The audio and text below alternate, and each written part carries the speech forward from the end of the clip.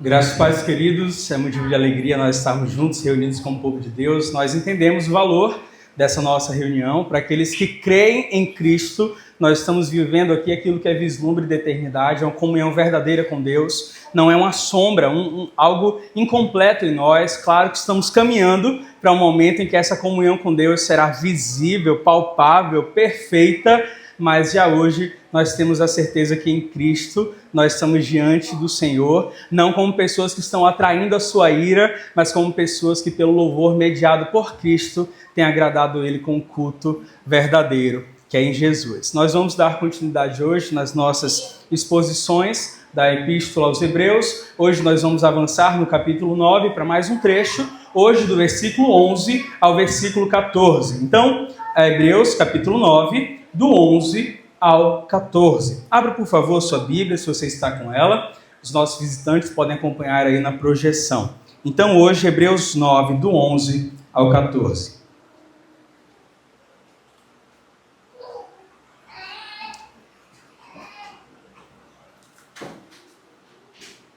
Hebreus 9, do 11 ao 14. Todos encontraram já? Bem, tem gente folheando ainda a Bíblia? Vou aguardar mais um pouquinho. Hebreus 9, do 11 ao 14. Muito bem, diz assim a palavra do Senhor. Contudo, quando Cristo veio como sumo sacerdote dos benefícios agora presentes, ele adentrou o maior e mais perfeito tabernáculo, não feito pelo homem, isto é, não pertencente a esta criação. Não por meio de sangue de bodes e novilhos, mas pelo seu próprio sangue. Ele entrou no lugar santíssimo de uma vez por todas e obteve eterna redenção. Ora, se o sangue de bodes e touros e as cinzas de uma novilha espalhadas sobre os que estavam cerimonialmente impuros os santificavam, de forma que se tornavam exteriormente puros, quanto mais o sangue de Cristo, que pelo Espírito Eterno se ofereceu de forma imaculada a Deus, purifica a nossa consciência de atos que conduzem à morte, para que sirvamos agora ao Deus vivo. Amém? Vamos orar ao Senhor. Pai, muito obrigado pela sua palavra lida já nessa noite. Muito obrigado por esse tempo que nós teremos agora de ser edificados na sua palavra. Eu peço que aqueles corações em que não há fé em Cristo, o Senhor traga esses corações à fé. Eu peço que o Senhor, que é capaz de abrir os olhos dos nossos corações, o Senhor faça a sua obra nessa noite. Seja para conduzir pessoas a Cristo, seja para nos firmar ainda mais em Cristo, seja para nos dar esperança, encorajamento, seja para nos corrigir. O que nós queremos é estar no centro da sua vontade. Queremos servir ao Senhor com fidelidade, porque nós cremos que não estamos diante de ídolo, de Deus falso, mas estamos na presença do Deus vivo. Então nós te honramos, te glorificamos, e como tem sido o tema dessa série, nós queremos reconhecer a supremacia de Cristo, o senhorio de Cristo. Nós queremos curvar toda a nossa existência ao Senhor. E nesse momento queremos curvar os nossos corações a Ti, curvar os nossos ouvidos a Ti e pedir que com misericórdia e graça o Senhor fale aos nossos corações. Assim nós oramos e oramos em nome de Jesus. Amém. Meus queridos, mais à frente nessa epístola aos Hebreus, no capítulo 11, versículo 6, tem um texto que é muito conhecido nosso. O autor vai dizer que sem fé é impossível agradar a Deus. Porque quem se aproxima de Deus precisa crer que Ele existe, mas também precisa crer em algo mais. Precisa crer que Deus, Ele é galardoador. Deus é recompensador daqueles que o buscam. Nesse texto que nós ainda estudaremos, 2 capítulos, após esse daqui, Deus recebe o título de recompensador, galardoador, de alguém que honra, retribui, alguém que premia. Mas o objeto da recompensa, do prêmio, da honra que Deus normalmente concede para pessoas, não é em resposta a esforço humano, não é em resposta a virtudes que sejam visíveis a olho nu de forma geral. Deus recompensa, Deus retribui, Deus não deixa sem prêmio a fé verdadeira que é depositada nele. Deus não deixa sem retribuição quando alguém deposita inteiramente a confiança de toda a sua vida nas suas mãos. Quando o autor aos Hebreus está dizendo isso para a gente, no capítulo 11, versículo 6, que Deus é recompensador, Deus é galardoador, ele está falando em outros termos que Deus não decepciona. Deus não é alguém que você vai depositar a sua confiança e você vai sair frustrado. Porque nós temos visto até aqui, Deus não é um Deus que simplesmente atende às nossas necessidades, ou não simplesmente atende às nossas expectativas, mas Deus, em sua graça, que é superabundante, ele excede nas medidas daquilo que ele concede. Então Deus sempre superabunda, transborda, nos dá de forma que a gente use o que o texto bíblico diz. Deus é capaz de fazer infinitamente mais do que tudo aquilo que nós podemos pedir ou mesmo imaginar. Todavia, enquanto nós somos tentados a imaginar essa recompensa, essa honra, essa bênção, o prêmio de Deus, em termos de realizações pessoais, bênçãos materiais em um lugar que seja visível aos nossos olhos, em que as nossas mãos possam acessar, é a Escritura sempre. Quem faz com que a gente não tente interpretar um texto de forma isolada a partir daquilo que é a nossa vontade. Então eu convido os irmãos agora para que a gente observe um outro texto da Escritura. Abram, por favor, Efésios, capítulo 1, versículo 3. Efésios 1, 3. É um texto que vai nos fazer enxergar de forma correta a recompensa que Deus oferece para aqueles que buscam. Efésios 1, versículo 3, já está ali também projetado para a gente. Aqui, o apóstolo Paulo nos leva a considerar o significado real de olharmos para Deus como galardoador. Ele leva aqui a nossa compreensão de bênção, de recompensa, de honra, para um lugar mais excelente. Olha o que o apóstolo Paulo diz: bendito seja o Deus e Pai do nosso Senhor Jesus Cristo, que nos abençoou com todas as bênçãos espirituais nas regiões celestiais em Cristo. Os irmãos conseguem observar a profundidade do que está sendo colocado aqui? Em primeiro lugar, o tempo não é uma bênção futura, não é uma expectativa de bênção. Deus é aquele que nos deu uma bênção concretizada, realizada. Não é mera expectativa. Aquele que é galardoador, recompensador, tem diante de nós uma bênção que já foi garantida, dada, fornecida. É uma bênção acessível para nós. Então, primeiro, o tempo da bênção. Ele fala que fomos abençoados. Mas, em segundo lugar, ele fala da extensão da bênção. Quantas bênçãos Deus nos deu? Em que medida Ele nos deu a sua bênção? O texto do apóstolo Paulo diz para a gente aqui que Deus nos abençoou com todas as bênçãos espirituais. O texto está dizendo para a gente que nenhuma das recompensas da parte de Deus espirituais foram retidas, mas Deus derramou sobre nós todas. Então o tempo é importante. Já fomos abençoados com todas as bênçãos. Terceiro lugar, o tipo e o lugar dessas bênçãos. São bênçãos espirituais, que estão asseguradas, preservadas nas regiões celestiais. Essas bênçãos que Deus nos ofereceu, em sua completude, são bênçãos que estão seguras num lugar onde elas não podem ser ameaçadas.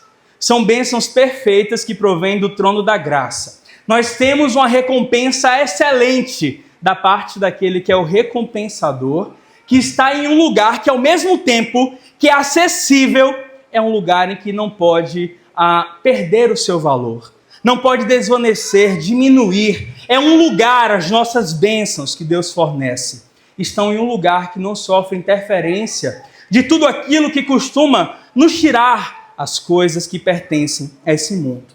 O Deus que é recompensador, meus queridos, Ele nos concede algo que a gente pode acessar hoje, tocar, que é realidade para nós nesse momento, mas ao mesmo tempo está protegida de qualquer um que tente tirar de nós. Porque onde está essa bênção espiritual, é Deus quem está, é Cristo quem está, e ninguém pode tomar. Mas eu queria a sua atenção para o final desse versículo 3, para a gente já fazer a transição para o nosso texto de hoje.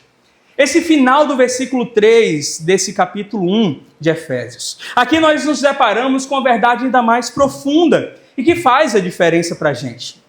Todas as bênçãos espirituais nas regiões celestiais que já foram oferecidas por Deus em nosso favor estão relacionadas a uma pessoa. Paulo, ele finaliza o versículo aqui e é o contexto de todo o capítulo, mostrando para a gente que as bênçãos são resultado e estão unidas de modo inseparável de uma obra que foi tocada não por motor humano, mas que foi tocada pela graça de Deus por meio de uma pessoa. De modo que fora dessa pessoa, nenhuma das bênçãos espirituais pode ser nossa, quanto menos ainda seriam todas as bênçãos espirituais. Aí o ponto de partida para esse texto da Epístola aos Hebreus que a gente vai meditar nessa noite é entender que o Deus que é recompensador, o Deus que é galardoador, ele nos torna participantes de bênçãos espirituais nas regiões celestiais em Cristo. O prêmio, a recompensa, a honra, as bênçãos que são completas estão em Cristo. Só que eu vou além. Para falar a verdade, nós podemos dizer com confiança: Cristo em si é a maior bênção, é a maior recompensa, é a maior honra que Deus concede àqueles que se aproximam dele por meio da fé. Meus queridos, é estando em Cristo, é compreendendo na pessoa de Cristo aquilo que ele significa na história, que nós podemos usufruir do maior dos benefícios, ou dos maiores benefícios, o maior pacote de bênçãos que a gente poderia desfrutar. E esses benefícios estão assegurados em Cristo, no lugar em que Ele está, no lugar que Ele está entronizado como nosso Rei, e é um lugar em que essas bênçãos estão guardadas, mas não inacessíveis, de hoje até a eternidade. É nesse sentido que nós vamos compreender esse texto hoje, curto, mas significativo, profundo, de Hebreus capítulo 9, do 11 ao 14. Esse texto ensina pra gente que Cristo conquistou, pelo seu sangue, a mais excelente e acessível das bênçãos de Deus. Cristo, ele conquistou, pelo seu próprio sangue, a mais excelente e acessível das bênçãos de Deus. Vamos ver isso de forma mais detalhada, inicialmente no versículo 11. Agora vamos voltar para Hebreus capítulo 9, versículo 11. Diz assim a palavra de Deus: Contudo, quando Cristo veio como sumo sacerdote dos benefícios agora presentes, ele adentrou o maior e mais perfeito tabernáculo, não feito pelo homem, isto é, não pertencente a esta criação. O versículo 10, onde nós finalizamos o trecho da semana passada, mostra como a ordem antiga era, como a ordem provisória já passou, mostra uma realidade que tinha prazo de validade. Mas a transição mostrou que só durava essa ordem antiga até o tempo da reforma, até o tempo em que Deus revelaria algo mais excelente. E nessa nova ordem que Deus revela e que aparece para a gente a partir desse versículo 11, é Deus mostrando para a gente como as bênçãos dele se concretizam.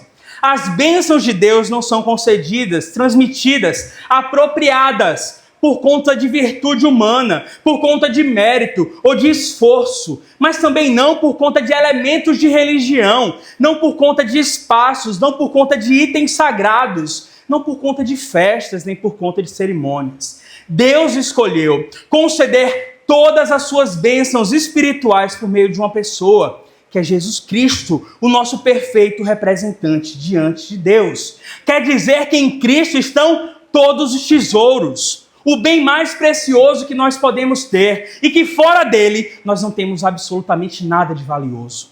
Com Cristo você pode não ter aquilo que os homens julgam ser algo valioso, mas você tem tudo o que você precisa, você tem o que mais você necessita. E o marco desse versículo 11 aqui, que mostra para nós essa nova ordem, aqui é para que não haja dúvida.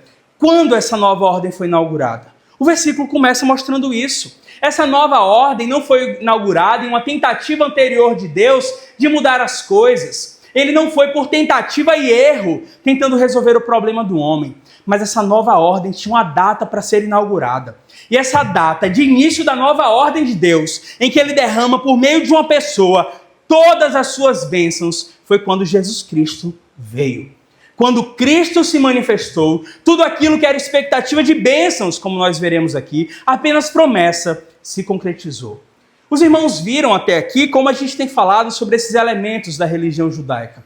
Esses elementos que faziam parte do culto do Antigo Testamento. E aí a gente viu como eles estavam em um contexto em que o povo caminhava debaixo de promessas, debaixo de expectativa de que as bênçãos que Deus prometeu para os antepassados, que ele continuou afirmando por meio dos profetas, um dia seria realizado.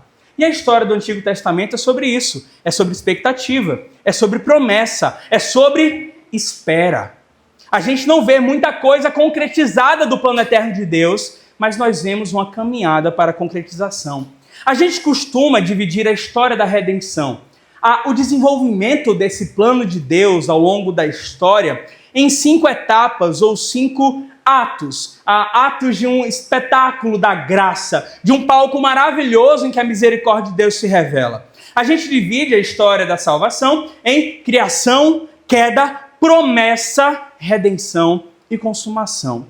Depois que o pecado entrou no mundo, meus irmãos, nós estamos vivendo agora a fase de promessa. Deus determinou, foi Deus quem disse que no tempo previsto na sua soberania, que seria estabelecido conforme a sua vontade, ele enviaria aquele que resolveria o problema que o homem semeou quando pecou.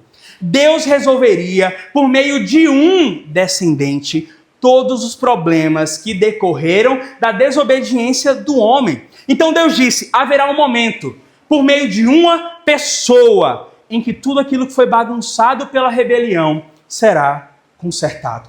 E essa revelação da promessa foi dada de forma progressiva. Então nós sabemos que a promessa é uma, tudo aponta para o mesmo lugar, mas ao longo da história Deus foi trazendo novas cores, Deus foi dando novos contornos para uma mesma realidade. Por exemplo, em Gênesis 3, versículo 15, fala do descendente da mulher que esmagaria a cabeça da serpente, destruiria o mal. Em Gênesis 12, versículo 3, fala daquele descendente de Abraão, por meio de quem todas as famílias da terra seriam abençoadas. Em 2 Samuel, capítulo 7, mais uma vez descendente, o descendente de Davi, que receberia um reino eterno, um reino estabelecido para sempre.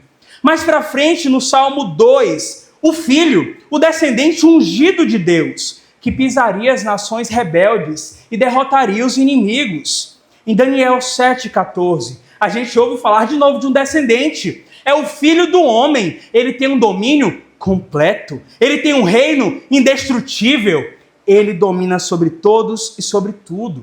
E quando a gente chega no profeta Isaías, nos capítulos 11 e no capítulo 53, a gente ouve falar de novo de um descendente, que é apresentado para nós como o rebento do tronco de Jessé, que ao mesmo tempo é o servo sofredor, aquele que levaria sobre si os pecados do povo, mas de modo curioso para a gente, impressionante, ele promoveria a paz por meio do castigo que ele sofreria.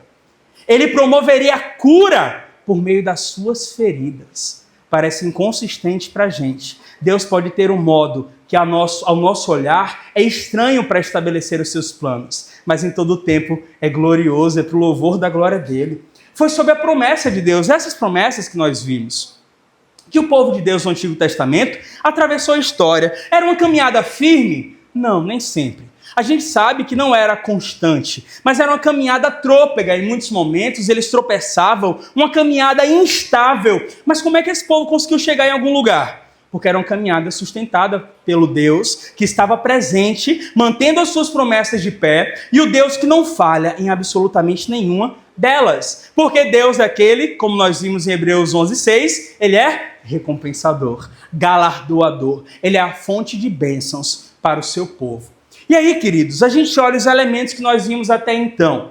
Sacerdote, tabernáculo, arca da aliança, tudo isso que fazia parte da estrutura judaica eram símbolos que não carregavam em si nenhuma possibilidade de abençoar alguém.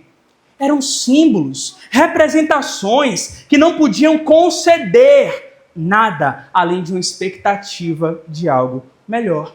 Eram sombras, a gente já viu isso aqui, de benefícios reais que estavam sendo aguardados. Então a gente viu na semana passada, o candelabro ele ficava lá guardado dentro do tabernáculo. Ele não tinha condições de arrancar ninguém das trevas. A arca da aliança não podia de fato fazer com que qualquer pessoa acessasse de forma direta a presença de Deus. Os pães da presença conseguiam satisfazer alguém? Não, não saciava a fome nem dos sacerdotes, que dirá do restante do povo. O altar estava presente, mas o altar não removia a culpa. E o sangue dos animais? Não purificava a consciência de ninguém, não transformava o coração. Tudo isso apontava, nada realizava. Mas Cristo veio. Cristo se revelou. E quando Cristo se revela, tudo é diferente. Porque Jesus, meus irmãos, ele não é apenas um mediador de promessas. Jesus Cristo não é apenas um prometedor, ele é aquele que realiza. Jesus Cristo é o cumprimento pleno das promessas de Deus. Ele não chega aqui para anunciar benefícios para o futuro, mas ele chega aqui como cumprimento da promessa de Deus que quer abençoar pessoas agora, no presente, nesse momento. Como o autor diz no versículo 11, se você tiver com o texto aberto, olhe, Jesus Cristo veio e ele fez uma obra excelente como sumo sacerdote dos benefícios presentes. Presentes agora. Ele não vem como o restante da história para falar sobre o que Deus ia fazer no futuro. Ele está anunciando o que Deus faz hoje, agora por meio dele. Como Deus que é galardoador, ele agora canalizou suas bênçãos em uma pessoa. E o nome dessa pessoa é Jesus Cristo. Por isso que nós pensamos, se alguém está em Cristo, é verdadeiramente abençoado. Pode faltar muita coisa, mas tem um tesouro mais valioso. É bem-aventurado, como diz o salmista: Senhor, eu não preciso e eu não tenho outro bem além de ti. Porque quando nós somos unidos a Cristo pela fé, meus irmãos, e somente pela fé, nós passamos a estar unidos também a todos os benefícios que Cristo conquistou. Aquilo que ele conquistou, ele compartilha conosco. Todas as bênçãos espirituais nas regiões celestiais, nele próprio, na sua pessoa. Isso está claro no texto, não temos dúvidas disso. Cristo oferece benefícios que podem ser nossos agora, hoje, não são só promessas. Só que o versículo 12 vai mostrar para a gente como Cristo conquistou esses benefícios. E afinal, de que benefícios nós estamos falando? Porque nós estamos nomeando ainda de forma genérica bênçãos, recompensas, honras. Só que o versículo 12 vai dar nome para a gente, para isso daí. Vamos aí ver o versículo 12? Diz que quando Cristo se revelou, ele cumpriu a sua obra de forma perfeita, não por meio de sangue de bodes e novilhos, mas pelo seu próprio sangue. Ele entrou no lugar santíssimo de uma vez por todas e obteve eterna redenção. Eterna redenção. Meus queridos, a gente já tem acompanhado. Como sumo sacerdote no Antigo Testamento, ele entrava em uma sala pequena de um tabernáculo feito por mãos humanas. E ele entrava na presença de Deus, ou pelo menos naquilo que representava a presença de Deus, com sangue de animais que tinham sido mortos. Qual a realidade de Cristo, no entanto? Cristo entrou num espaço pequeno feito por mãos de homens? Não. A palavra diz que ele entrou nos céus. O maior e mais perfeito tabernáculo que não foi feito por mãos de homens e é o lugar da habitação perfeita de Deus. E como ele entra lá? Levando o seu próprio sangue. Na obra desse sumo sacerdote terreno do Antigo Testamento, o máximo que a gente poderia ter no nosso coração era expectativa, paciência para aguardar o momento em que Deus cumpriria as suas promessas. Eram garantias passageiras, futuras, mas nesse segundo e perfeito sumo sacerdote. O que Deus está falando para a gente nesse texto aqui é que nós temos benefícios imediatos, bênçãos já concretizadas, que começam agora e se estendem até a eternidade. E aí a gente começa a avaliar como é possível isso. As bênçãos que são de Cristo, merecidas por Cristo, como isso pode ser nosso? E a explicação sempre vai estar na graça de Deus. A história da redenção, a história de resgate, de busca de Deus pelo perdido, é um grande palco da graça de Deus. Favor imerecido. O sofrimento na cruz foi de Cristo. O sangue derramado naquele dia foi de Cristo. A obediência que fez dele uma oferta perfeita é mérito tão somente dele. Só que aquilo que foi conquistado por Cristo, meus irmãos, com esforço solitário, com um trabalho penoso, Ele compartilha com o seu povo de bom grado. Ele compartilha com o seu povo hoje e agora. O dia da expiação no Antigo Testamento, esse dia que simbolizava a remoção da culpa por conta dos pecados, era um dia de jejum e de pranto. Não era um dia feliz. Era um dia em que o povo se resguardava pelo peso da culpa e tinha a certeza de que dependia do Senhor para absolutamente tudo.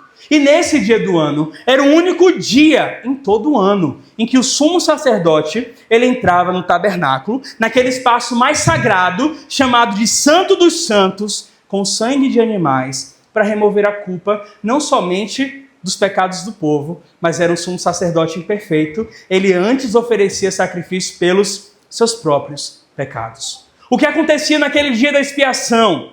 Alguém morria no lugar dos verdadeiros culpados. Um animal. Pela obediência ao rito que era prescrito pelo próprio Deus, a ira contra o pecado era temporariamente aplacada, diminuída, não era resolvida. Os pecados, eles eram cobertos, mas também de forma provisória. Não havia perdão definitivo, não havia, como a gente viu no outro texto, Deus declarar, seus pecados eu perdoo agora e não lembro mais deles. Não era essa a realidade. E o relacionamento com Deus era restaurado, mas somente dentro dos limites daquilo que era a ordem antiga. Aí a gente se transporta para outro dia da expiação. Não tinha esse nome, mas era o que estava acontecendo. O dia da crucificação de Cristo foi um dia também de pranto. Foi um dia que houve trevas sobre a terra. Foi um dia de sofrimento. Mas diferente do dia da expiação, que na ordem antiga tinha que acontecer uma vez no ano, ano após ano, a crucificação de Cristo aconteceu uma única vez, para que o dia da expiação nunca mais precisasse ser repetido. Meus irmãos, muito melhor do que a tampa da Arca da Aliança, onde ficavam aqueles dois querubins sinalizando, aqui é onde Deus se revela. Na cruz estava o propiciatório, aquilo que faz com que a ira de Deus seja apaziguada completamente e Deus se torne favorável a nós. Então foi na cruz que de uma vez por todas Cristo conquistou o perdão para os nossos pecados. Quando o sangue de Jesus foi derramado naquele madeiro, aqueles benefícios que eram esperados para o futuro e renovada a expectativa ano após ano, aqueles benefícios se tornaram imediatamente nossos. Mas que benefícios são esses? É o que o versículo 12 também vai dizer para a gente. Aqui ele vai definir. Aliás, é importante nós entendermos aqui onde estão resumidas, em que Deus resume todas essas bênçãos que Paulo menciona, ou todos esses benefícios que são agora presentes que o autor aos Hebreus diz para a gente. E o nome desses benefícios, dessa recompensa, da honra, da bênção, que resume todas as bênçãos de Deus, ou a mais excelente e mais acessível, é eterna redenção, eterno resgate. Ou seja, libertação definitiva da culpa, a dívida anulada de uma vez por todas, a condenação tirada dos ombros para sempre, por toda a eternidade. O dia da expiação em que o sumo sacerdote terreno, com o sangue de animais, adentrava aquele espaço pequeno, era uma sombra. Mas na crucificação, a gente viu a cena perfeita daquilo que Deus queria fazer por nós, apesar de nós. Quem a gente viu ali? Na cruz. Jesus Cristo, sem qualquer culpa, sem pecado, se entregando, não em um sacrifício que ia precisar ser repetido, mas de uma vez por todas pelos pecadores. A ira de Deus não sendo aplacada temporariamente, mas a ira justa do Senhor sendo apaziguada, anulada, dissolvida para aqueles que creem. Os pecados não foram somente cobertos temporariamente, mas é aquela promessa que Deus disse: o pecado de vocês eu perdoarei, não mais me lembrarei, eu vou purificá-los de toda maldade. E o relacionamento com Deus, dentro de uma ordem antiga restaurado? Não, porque o relato da palavra de Deus é que o véu se rasgou do alto a baixo, nós vimos isso aqui, o muro foi derrubado, não há mais inimizade, nós fomos reconciliados com Deus. É assim que aparece na Escritura. No passado, nós tivemos, por meio de Cristo, paz plena e eterna com o Senhor. Aí alguns, queridos, inclusive de algumas seitas, vão dizer de modo assim equivocado, que na cruz a obra de Cristo ainda não estava completa. precisava de algo a mais para que aquela expiação tivesse sido concretizada. Aí eles vão dizer que somente quando Jesus Cristo entrou na presença do Senhor, depois da sua ascensão, foi que ele de fato conquistou esses benefícios por nós. Só que as pessoas que pensam nisso, acreditam que a obra de Cristo na cruz foi incompleta ou precisava ser aperfeiçoada, porque queriam enxergar o ministério de Jesus literalmente da mesma forma que os sacerdotes terrenos se comportavam, como se ele tivesse que obedecer ao mesmo rito. Mas quem sustenta essa ideia de que Cristo precisava fazer literalmente tudo que o sacerdote terreno fazia, está esquecendo que Jesus Cristo não conquistou a posição para nós pelo sangue de animais, mas pelo seu próprio sangue. Se esquece que Jesus Cristo não é um sacerdote imperfeito, que chega na presença do Senhor para sacrificar primeiro em prol dele mesmo, para depois sacrificar em favor do outro, porque ali está o próprio Deus encarnado, perfeito, justo, sem mácula, sem nenhum engano, absolutamente nada errado, e no poder de uma vida perfeita, indestrutível. Então, o propiciatório, aquilo que tornou Deus favorável a nós, não foi a tampa de um baú de madeira, foi a cruz do Calvário. Meus irmãos, ali o sangue de Jesus foi apresentado de uma vez por todas, para que o perdão seja possível para nós hoje, agora. A cruz foi o palco da salvação, o palco da reconciliação com Deus. Tudo, e é isso que a gente deve sair marcado no coração, absolutamente tudo que Cristo tinha para fazer por nós, ele fez na cruz. Nada ficou pendente, nenhuma das suas bênçãos pode vir de outra maneira, porque quando ele entra no santuário eterno, ele não entra para terminar uma obra, mas ele entra no santuário eterno porque ele terminou a sua obra. Ele é recebido, entronizado à direita da majestade nos céus, porque a sua obra foi completa.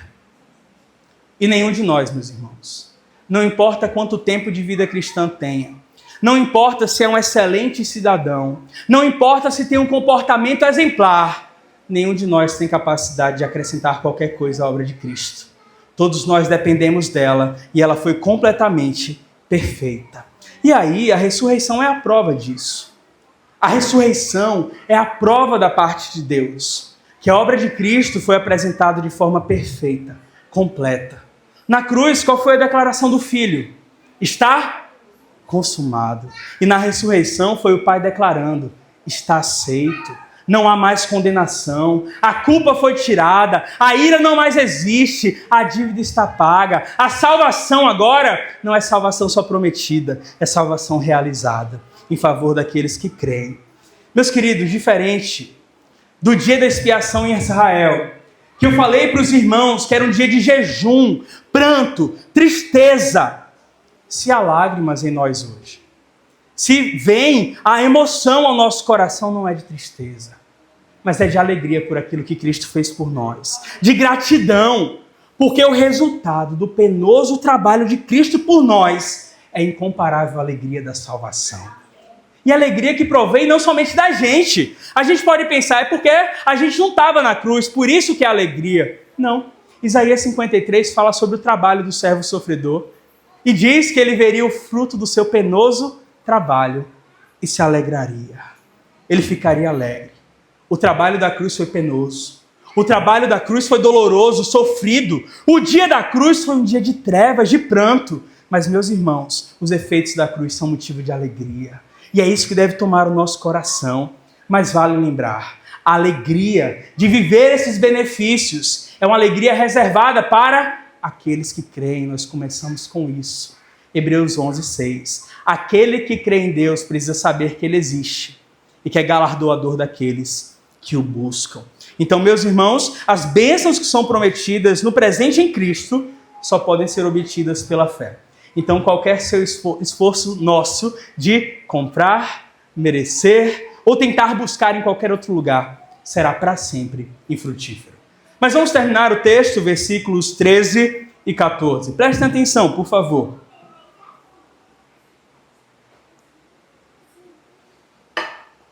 Versículos 13 e 14. Diz assim: Ora, se o sangue de bodes e touros e as cinzas de uma novilha espalhadas sobre os que estavam cerimonialmente impuros. Os santificavam, de forma que se tornavam exteriormente puros, quanto mais o sangue de Cristo, que pelo Espírito Eterno se ofereceu de forma imaculada a Deus.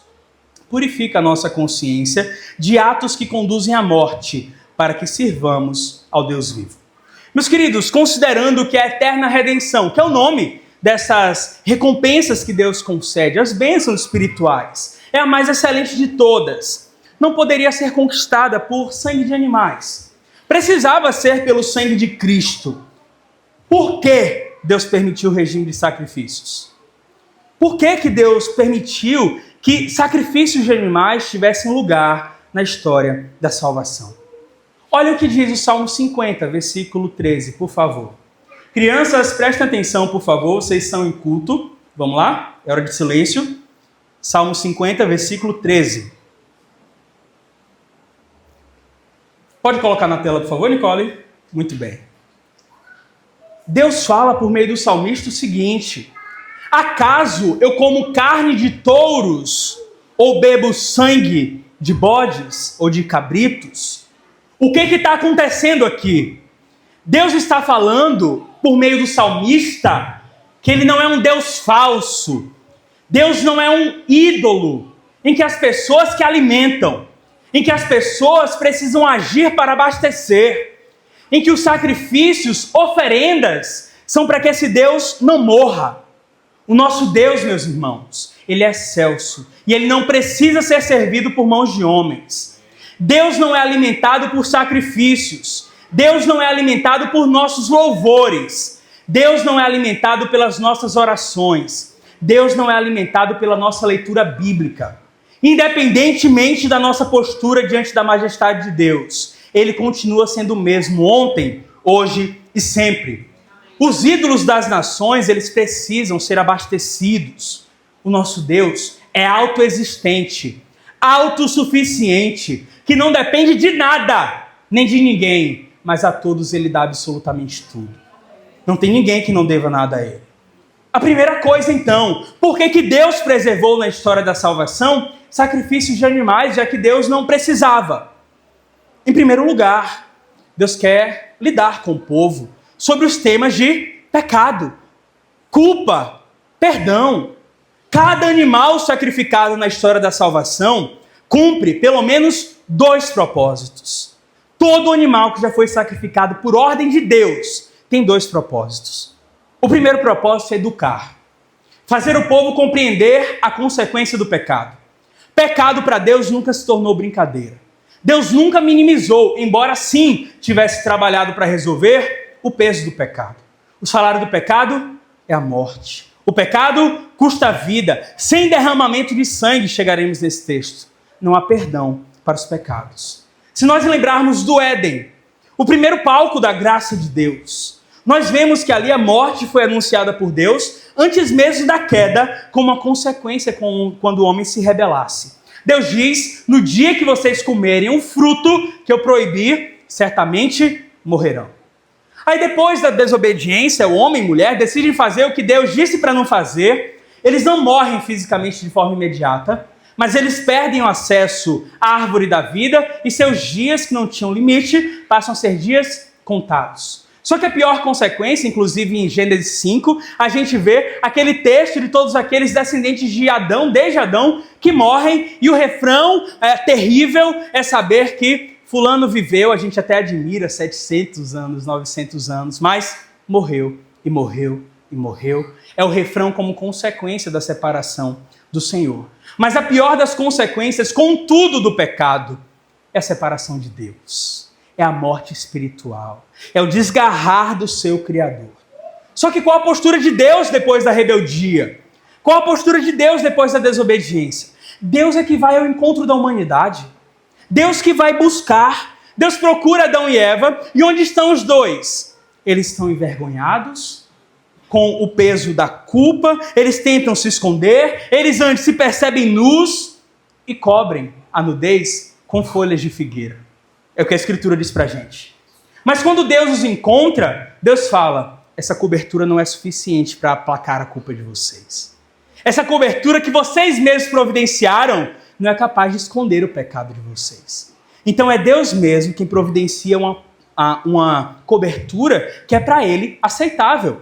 Não para cobrir de vez a culpa, mas para mostrar para homem e mulher, mostrar para a humanidade que a solução que nós precisamos para cobrir a nossa vergonha depois do pecado só pode vir de Deus. Deus providencia para, no lugar da folha de figueira, ter ali peles de animais. Animais criados por Deus, que certamente foram sacrificados por Deus para isso. Nenhum de nós, meus irmãos, desde o início, podemos prover qualquer coisa que melhore a nossa situação diante de Deus por conta do pecado. Nada pode atenuar nossa culpa. Não tem justificativa que diante de Deus seja aceitável para os nossos pecados. E não tem absolutamente nada no que diz respeito à salvação em que os nossos esforços se revelem úteis, ou mesmo cooperadores de alguma forma para o que Deus quer fazer. Se a provisão para o pecado, para resolver o problema do pecado, não vier de Deus, nós estamos perdidos. Mas a história da salvação nos mostra como, pela graça, Deus é aquele que provê solução para o pecado. Deus é aquele que provê cobertura para a humanidade em sua vergonha. Deus sempre providenciou, meus irmãos, substitutos para os verdadeiros culpados. Desde o Éden. No Éden, Deus providencia roupas feitas de peles de animais no lugar das folhas de figueira. Em Moriá, Isaac seria sacrificado. Deus prepara um cordeiro. E eu acho bonita alguma ilustração que o pessoal usa às vezes. Enquanto Abraão subia de um lado no Monte Moriá, carregando Isaac e tudo que era necessário para o sacrifício, ele não podia ver o que Deus tinha providenciado, mas talvez do outro lado ali estava subido junto esse cordeiro que Deus já tinha preparado. No Egito, quem merecia morrer? Os primogênitos mereciam morrer. Mas Deus providencia o sangue nos umbrais da porta, do cordeiro pascal, para que ao passar o anjo da morte, fosse gente ali preservada. No deserto, Deus continua providenciando. Deus levanta sacerdotes, ofertas, e Ele torna isso tolerável. Ele aceita isso para que Israel não morra. E a mensagem é uma só que Deus está comunicando por meio desses sacrifícios. Vocês são culpados. E o que vocês merecem é morrer. Mas pela minha misericórdia, sacrifiquem esses animais como substitutos, para que eu considere vocês limpos, pelo menos no exterior, dessa lama terrível que cobre vocês, que é a lama do pecado. Mas saibam, não fica por aí. Animal não é tudo que importa. Sangue de touro, bode, cinzas de uma ovelha, a escarlate morta, isso não resolve o problema. Um dia vai chegar, e esse dia já está no meu plano, em que eu vou revelar do alto aquele que eu preparei. Aquele que vai agir da forma que nenhum de vocês foi capaz de fazer. Aquele que vai agir trazendo a bênção que nenhum animal jamais foi capaz de mediar. Ele trará aquele, Deus prometeu que revelaria, aquele que nos limparia completamente das nossas iniquidades. Que não deixaria uma mancha sequer. Aquele que nos purificaria de toda injustiça. E mais do que isso, tiraria o pecado do mundo para sempre. Animal não era o plano eterno de Deus, mas Cristo é. Então, o primeiro propósito de Deus ter trazido esse rito do sacrifício de animais, educar, mas aqui mesmo já está o segundo motivo, além de educar o povo sobre a consequência do pecado. Em segundo lugar, a necessidade de Deus trabalhar dessa forma é para apontar para o sangue perfeito que seria derramado na cruz do Calvário. Deus não providenciou Cristo, já tenho dito isso, como remendo na história. Cristo é o plano de Deus desde quando ele sabia que o homem pecaria. Cristo é a providência de Deus perfeita, não um remendo da história, não um pequeno ajuste quando as outras tentativas frustraram. A história sempre foi sobre Cristo. Animais sempre foram símbolos. Então a gente parou ali, no deserto, Deus providencia sacerdotes, os sacrifícios, para que Israel não morra. Mas quando nós lemos os profetas, nós vemos que Deus estava preparando o substituto perfeito, definitivo. Em Isaías 53, mais uma vez, é sobre substituição. Alguém que se colocaria entre a humanidade pecadora e Deus e suportaria o castigo no lugar. O texto de Isaías 53 vai dizer: ele foi transpassado por causa das nossas transgressões, esmagado pelas nossas iniquidades. O castigo que nos trouxe a paz estava sobre ele, não sobre nós. E pelas suas pisaduras fomos curados. O Senhor fez recair sobre ele a iniquidade de todos nós. Ele levou sobre si o pecado de muitos. É na cruz, meus irmãos, que o mesmo Deus que agiu com a sua providência, trocando folhas de figueiras insuficientes por peles de animais, ele providenciou agora, mais do que sacerdotes, animais, ele entregou seu próprio filho. Ele entregou seu próprio filho perfeito. Onde tinha que haver perfeição, nós vimos o Cristo que não tinha mácula, o Cristo que não tinha pecado, que foi perfeito como nenhum de nós poderia ser, que triunfou onde Adão falhou miseravelmente. Onde tinha que ter um sacerdote, ele se apresentou como sumo sacerdote perfeito, eterno. Onde tinha que ter uma oferta, ele apresentou a si próprio. E onde tinha que ter derramamento do sangue para o perdão dos pecados, ele não se poupou, mas derramou todo o seu sangue em nosso favor. A ordem, meus irmãos, importa. Jesus não está morrendo na cruz para simbolizar ou representar os animais que foram mortos na antiga aliança. O sangue dos animais derramados ao longo da história da salvação sempre apontou para o Cordeiro de Deus morto na cruz. Sempre apontou para esse sangue perfeito. Cristo não é sombra do sacrifício de animais. São sacrifícios de animais que são sombra de Cristo. Eles eram uma dispensação provisória até que chegasse o tempo de Deus revelar do alto o substituto perfeito, que não nos purificaria apenas por fora. Não nos tornaria, como o autor aos Hebreus diz aqui, cerimonialmente puros apenas quando a fonte dos nossos problemas estava lá. Como Jesus diz, é de onde provém tudo aquilo que é ruim, porque o que contamina o homem não é o que entra, mas é o que sai.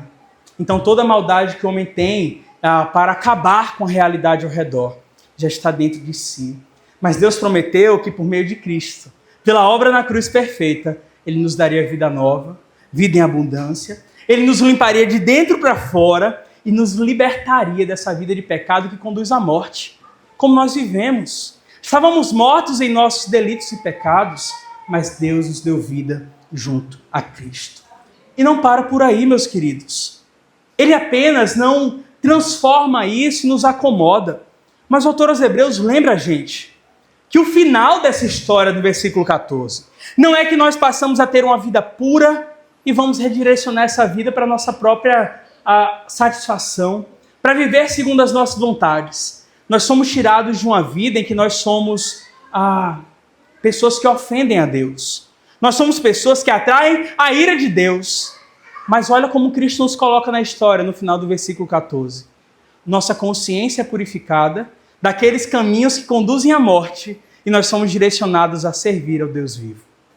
Uma vida inteiramente dedicada ao Deus vivo. Ele não vive dos nossos sacrifícios, mas nós vivemos pelo sacrifício que Ele providenciou na cruz. Nele nos movemos e existimos. E Ele providenciou de forma perfeita. Mais do que uma reforma, nessa nova ordem, Deus fez algo novo. E nesse algo novo, como a gente vê em Efésios e a gente canta em Colossenses, Deus fez com que todas as coisas, nos céus e na terra, do passado, presente e futuro, convergissem em Cristo. Fossem reunidas nele, porque é nele que se cumpre o plano perfeito de Deus, sustentado em toda a história. Adão, meus irmãos, é má notícia, mas é ponto de partida. Em Abraão temos más notícias, mas é só passagem. Em Davi temos más notícias, é passagem. Em Israel temos más notícias, é só passagem. Mas Jesus é o alvo. Jesus é o destino. Jesus é o ponto de chegada. Jesus, Ele é o ponto final da história. E glória a Deus por isso.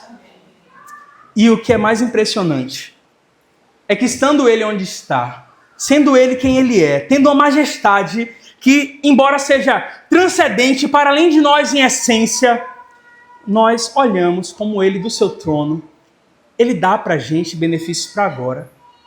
Salvação, pecados perdoados, vida nova, vida eterna, um coração transformado, paz com Deus. Que outra bênção a gente precisa? Que recompensa pode melhor atrair o nosso olhar, senão aquilo que a gente encontra em Cristo e somente em Cristo?